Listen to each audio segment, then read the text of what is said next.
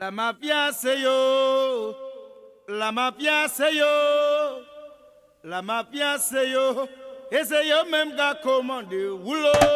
La mafia c'est yo, la mafia c'est yo, la mafia c'est yo, et c'est yo même qui a commandé.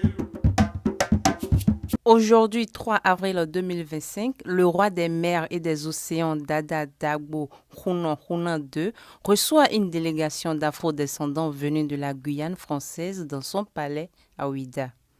Cette délégation est composée de 12 membres, dont le maire de la Guyane, Serge Smoke, et a à sa tête le président de la Fédération nationale de la communauté vaudou de France, Sa Majesté le roi Mac Monté. Tout le palais est en pleine ébullition pour offrir un accueil chaleureux aux différents hôtes. Quelques instants plus tard, des chants, des tam-tams résonnent, un défilé de quelques ambitaux à quelques mètres du palais marque ainsi l'arrivée de la délégation guyanaise au palais du roi Hunan II. Plus...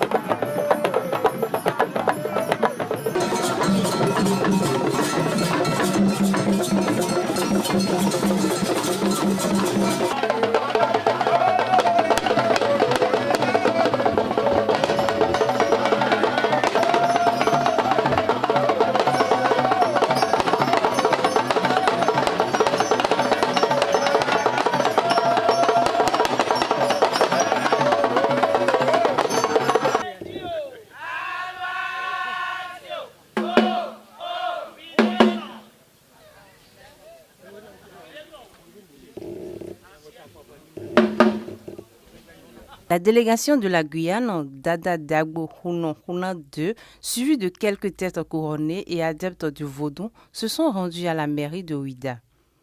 La deuxième adjointe au maire, Mme Sabine Fourne, a procédé à la remise de pins symboliques à la facilitatrice, Mme Ida Talon Agbo, au maire de la Guyane et au président Mac Monté, faisant d'eux des ambassadeurs de la ville de Ouidah.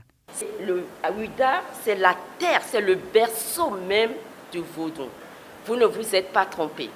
Vous êtes chez vous, ici. Et je crois qu'avec les cérémonies que vous avez eu à faire ce matin avec Dagbo Hunan II, l'immersion vous a permis de voir qu'il n'y a pas beaucoup de différence entre la tradition guyanaise et la tradition du Bénin. C'est la même chose, c'est le même peuple. Alors l'occasion est pour moi de vous dire que toutes les dispositions sont prises par le gouvernement de son Excellence Patrice Talon pour faciliter votre retour chez vous, ici au Bénin. Vous pouvez venir à tout moment. Alors, aujourd'hui, on plonge dans une affaire vraiment complexe qui secoue la commune de Matoury, en Guyane. C'est une histoire où tout se mélange, un maire, un voyage en Afrique qui fait polémique et des accusations franchement très très lourdes. On va essayer de décortiquer tout ça, parce que là, on a un cocktail assez explosif entre politique, argent et spiritualité. Et tout commence avec cette phrase choc. C'est l'appel, un peu dramatique, qui ouvre un texte anonyme, un vrai pamphlet qui a mis le feu aux poudres dans la région. Une interpellation directe, faite pour secouer les esprits. Et la cible de ce réquisitoire, eh bien c'est lui, Serge Smoke, le maire de la commune. Tout le document est construit comme une mise en accusation en règle de sa personne, de sa gestion. C'est lui le principal responsable de la situation, décrite comme catastrophique.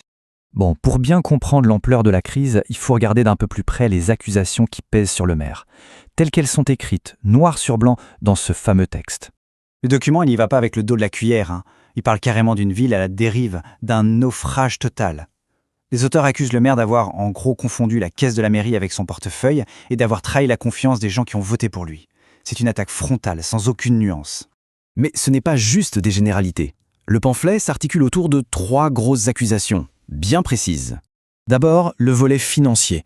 Le texte sous-entend que l'argent des contribuables se serait évaporé. Il dénonce aussi un système de favoritisme où les contrats publics seraient distribués aux copains, sans respecter les règles.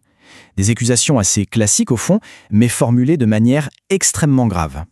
Deuxième point, et là c'est du lourd, un scandale foncier. Des citoyens se seraient fait spolier leurs terres au profit d'une sorte d'aristocratie locale. Et le point crucial, c'est que le texte ne reste pas vague, il donne un nom, explicitement, celui de Marc Montier, présenté comme un des principaux bénéficiaires. C'est un nom à bien retenir, parce qu'il va revenir. Et enfin, l'accusation la plus surprenante et peut-être la plus sensible. Le maire est accusé d'utiliser la foi, et en particulier le voodoo, une spiritualité très importante pour une partie de la population, notamment la communauté haïtienne. Le texte parle d'une tentative assez cynique de capturer des âmes pour s'assurer des voix aux élections. Cette phrase tirée du texte résume bien le ton. C'est une pique directe qui laisse entendre que le maire se tournerait vers le mysticisme pour essayer d'échapper à la justice. En gros, un message qui dit « Peu importe les rituels, la justice de la République finira par vous rattraper ». Et maintenant, on passe à un événement bien réel, celui-là, documenté, qui est vraiment au cœur de toute cette affaire, un voyage officiel au Bénin. Et c'est là que ça devient fascinant. Alors, plantons le décor. Le 3 avril 2025, une délégation guyanaise, avec le maire Smock, arrive au Bénin. Et pas n'importe où, à Ouidah, une ville qui est présentée dans les reportages comme étant le lieu d'origine, le berceau de la spiritualité vaudou. La charge symbolique est donc énorme. Le reportage nous montre un peu les étapes clés de cette visite. On voit la délégation accueillie en grande pompe par un roi local, il participe à des cérémonies, et le clou du spectacle, le maire et d'autres sont nommés ambassadeurs de la ville de Ouidah. C'est une visite officielle avec tous les honneurs qui vont avec. Et les deux figures centrales de cette délégation, qui sont-elles ? Eh bien, le maire, Serge Smock, et un autre homme, Marc Montet, présenté là comme le président de la Fédération Voodoo de France. Et c'est là que tout s'éclaire ou s'assombrit, c'est selon.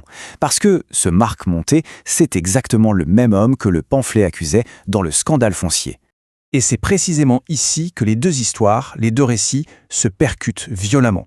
D'un côté, le pamphlet anonyme qui dénonce des magouilles, de l'autre, le reportage sur une visite spirituelle et culturelle. Résumons. D'un côté, on a l'accusation. Le maire se servirait de la foi pour des raisons politiques. De l'autre, on a le fait. Ce même maire participe à un pèlerinage au berceau du vaudou. Et en parallèle, l'accusation qui vise un certain Marc Montet pour une affaire de terrain. Et le fait, c'est que ce même homme, Marc Montet, eh bien, il dirige la délégation spirituelle. Le rapprochement des deux est pour le moins troublant. Alors, face à tous ces éléments, comment interpréter la situation ? C'est la question qui reste totalement ouverte. Au final, on se retrouve avec deux lectures radicalement opposées. La première, c'est celle d'un politicien peut-être un peu aux abois qui utiliserait la religion comme un écran de fumée pour masquer ses affaires et s'acheter un soutien populaire.